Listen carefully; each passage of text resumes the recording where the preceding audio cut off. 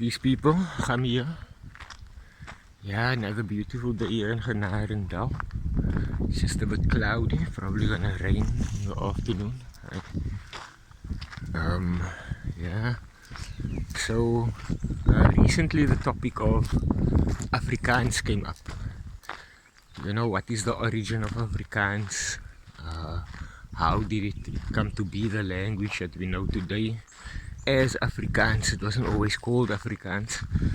How did it come to be this language that is so widespread among South Africans today? So yeah, let's get into, you know, where does it come from. So our first, as Aboriginal people, as the original people, the first people here in South Africa, or Southern Africa, or the southernmost tip of Africa. Our first interaction with Europeans was around about 1490, when sorry, that wasn't the first interaction. The first interaction was actually before that, when 1425, 1430, that was our first interaction. Then again, a few years later, the Spanish came back, or the Portuguese came back, and then they didn't come back, you know, about 1480 or so. They didn't come back again after that until 1590, when we started trading with the VOC, the Dutch India company. And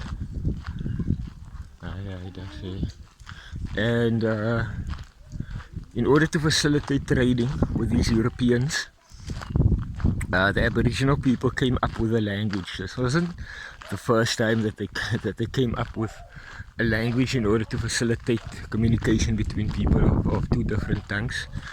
But yeah, so they came up with a language, and at first this language was known as Cape Dutch. So the sailors wrote in their diaries, in their logs, about this language, Cape Dutch, which strangely everyone could speak.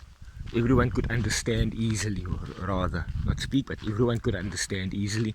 French, Portuguese, Spanish, all these people could understand the English language. And this new Cape Dutch language. Sorry. And then in 1652, coming back from Batavia, Jan van Riebeeck decided that he's going to come and try his luck here in Cape Town, and he came to set up a fort here. This was his second visit to Cape Town.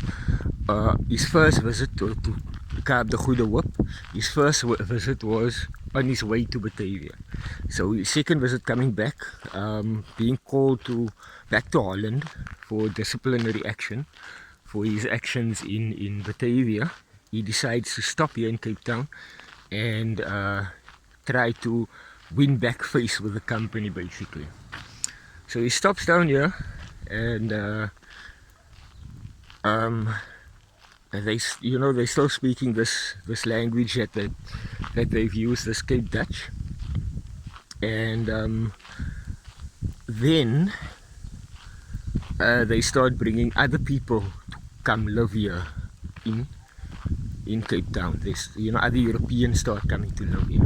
They start settling the land, and soon Cape Dutch turns into Kitchen Dutch. And the more people they start bringing Malaysians and Indonesians and so on in here into Cape Town, and then these people start influencing with their language the local form of Cape Dutch. They start influencing it, and it changes somewhat, but still it's called Kitchen Dutch now, rather than Cape Dutch, because it was the lords and ladies spoke either High Dutch, or they spoke French, or they spoke one of these languages. And then the kitchen help, the ladies that would raise their kids and so on, they spoke Kitchen Dutch, or the Dutch of the poor person, kind of, you know. And then the first writing in Afrikaans was in a Javanese script. The first Afrikaans writing. So similar to Arabic, it looked like Arabic, but it was not Arabic, it was actually Java. And hey, we have a few drops falling here in Genarendal. You can see there, even though the sun is shining. Ja, hoe sê hulle? Jakkels trou met wolfse vrou. Yeah, so back to Afrikaans. So now it became kitchen Dutch, and then these Indonesians started influencing it. This is in Cape Town only, so Afrikaans had more than one development. It's not only this one development, but this is the Cape Town one. So then they write the script in Javanese, in Boekap in Cape Town, or District 6 in Cape Town. And they write in Afrikaans. They write in this like Arabic-like script, but the Afrikaans language. And that was the first Afrikaans written in Cape Town, or written Afrikaans found in Cape Town. This Afrikaans Arabic, or Arabic Afrikaans. Then in Genarendal, the missionaries had put up a station there, and they had left a Dutch or German Bible there, and here in Genarendal at least, and the Afrikaans had developed here in Genarendal, developed with the local Aboriginal languages being mixed with firstly the Dutch, or primarily the Dutch language from the Bible. And so it was more a language of teaching here in Genarendal, rather than trying to how can I say, bargain, or do business or so on. So Afrikaans in Cape Town then developed, and here in Genarendal, the second printing was done, because Genarendal had the first printing press. And so as you can see on the field, we have some horses. People usually tie the horses up here to feed, because there's a lot of grass. There you go. Anyway, back to Afrikaans. So in Genarendal, the first printing press in South Africa was introduced, and they then printed the first Afrikaans print in the Roman, or the numerals that we currently are using, ABC and so on. And so Afrikaans developed separately almost in Genarendal and in Cape Town. And then with the coming of the British into Cape Town and conquering over the Dutch, the people here whose forefathers had come here from these European countries were now completely mixed, and didn't actually have a homeland to go to, a motherland to go to. These people found themselves almost stranded. They were not Dutch, they weren't French, they weren't of any of these nations. They were a mix of all of them. So, and they didn't want to bow under the British rule. So, in order for them to then claim independence from British rule, or claim their sovereignty as an independent nation, they then claimed this title, or claimed this name of Afrikaner. So Afrikaner was another tribe, an Aboriginal tribe before, and they systematically wiped out this tribe known as the Afrikaner tribe, and they then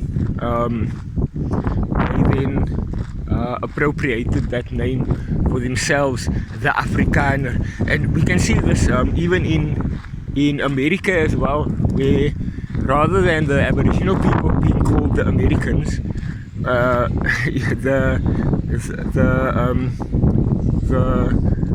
descendants of the foreigners that came there and then settled there, they are called the Americans. And so in South Africa, those settlers' children, they are known as the Afrikaners, the Africans in English, strangely enough. And in order to further solidify their claiming for order, and this the Americans didn't get right, what did the Americans just changed the English language, like a few words and a few spellings. But these people, what they did, because they had these aboriginals that could make up languages with them, what they did was they claimed a completely new language. And again, this is not the first time that this is happening. In the history of the Aboriginal people of South Africa, languages has been claimed that they have made up before in order to create new nations and so on, namely the Zulu language. And so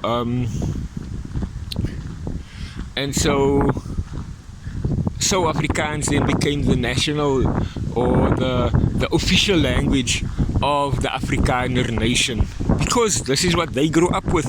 The people raising them, working in the kitchens and so on, this is the language that they spoke. They didn't speak High Dutch, they didn't speak Dutch, French, or any of these languages. They spoke Afrikaans to them, they spoke Cape Dutch to them, or what some people would call Afrikaans, as was coined in 2010, I believe.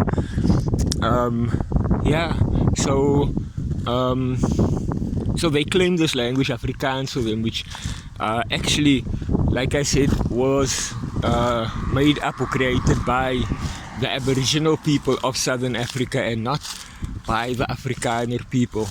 And that is also why you will find that throughout South Africa, in the different communities of the people that was previously classified as coloured people and the descendants of the Aboriginal people who speak Afrikaans, you will find that there are many different dialects of Afrikaans in South Africa. It is not only the one. Even in Cape Town, there isn't one dialect spoken from suburb to suburb. The Afrikaans slang, pronunciation, all of these things changes within Cape Town itself. And then as you go further into the country, you'll find more and more differences in the Afrikaans. So I hope this helps, give you a broad idea of where Afrikaans comes from. And I hope that I'd like if there's anything that somebody would like to add or maybe even rectify me on, please in the comments, feel free to do so. Like this video if it's helped you, and please share. And for those that haven't yet, for those that have, I thank you very much. And for those that haven't yet, please do hit the subscribe button and even the notification button on for more videos on the history of our people and our languages, and also for more information on Islam, on Genadendal and so on. Yeah, peace guys, I hope to see you again soon.